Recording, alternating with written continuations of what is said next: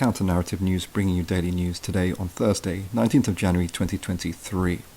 Going to the Democratic Republic of Congo, people have come out in protest in the eastern regional capital of Goma against, on the one hand, the infiltration and destabilization, rape and killing by the M23 death squad or militia, widely known as being backed by the neighboring country of Rwanda.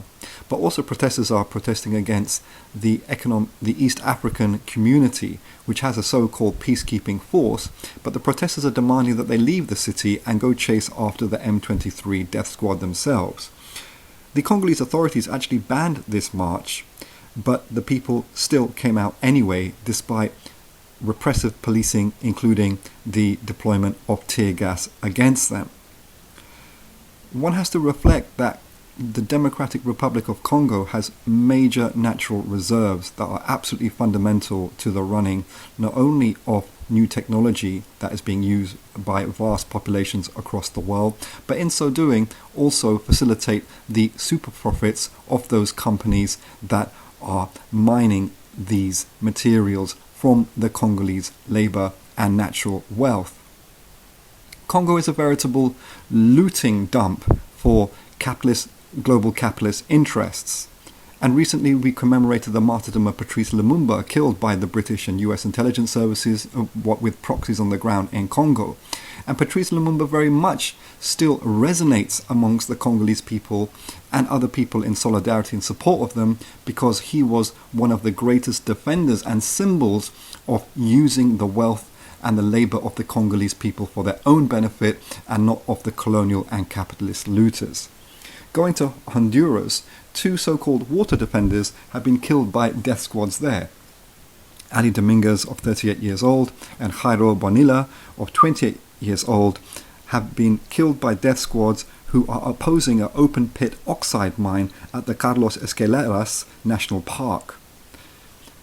The president of Honduras, Xiomara Castro, who was elected a year ago, has promised that she will oppose such open pit mines and support the water defenders. However, the water defenders, who are defending the grassroots peasant communities against capitalist looting and environmental destruction, are expressing their doubts and their cynicism towards President Castro. President Castro's husband actually was deposed in a coup, that's President Zelaya, in 2009. If we look at the situation in the region, the Peruvian people are insurgent. The Colombian people have elected a left-wing president. The people of Ecuador are suffering. 50% of the children suffer malnutrition. And we look in the Colombian context. These very communities across the region, on the one hand, Native American peasant communities, on the other hand, African communities, including in Honduras. The African Honduras community has been targeted by death squads as well.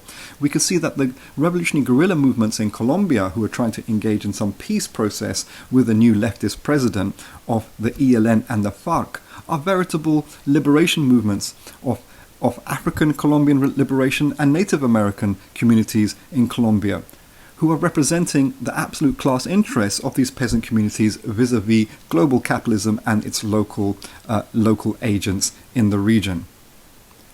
Going over to Britain, there is still a rolling, deepening scandal that is impacting the British police force, including the London Metropolitan Police.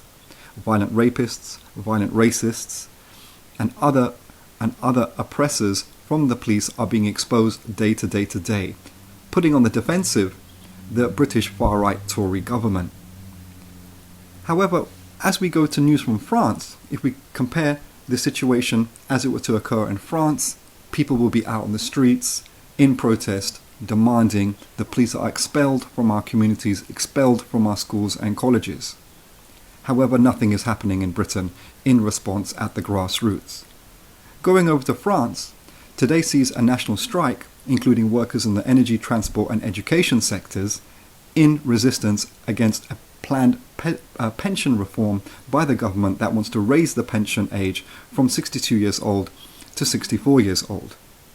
The leader of the CGT union has argued actually that perhaps the striking workers should cut off electricity to the political and the ruling class, cut off electricity to the castles of the rich, he said. So perhaps they could experience for one short day the kind of relative suffering that workers across France are facing.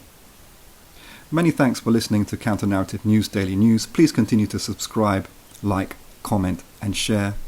We wish you all the best.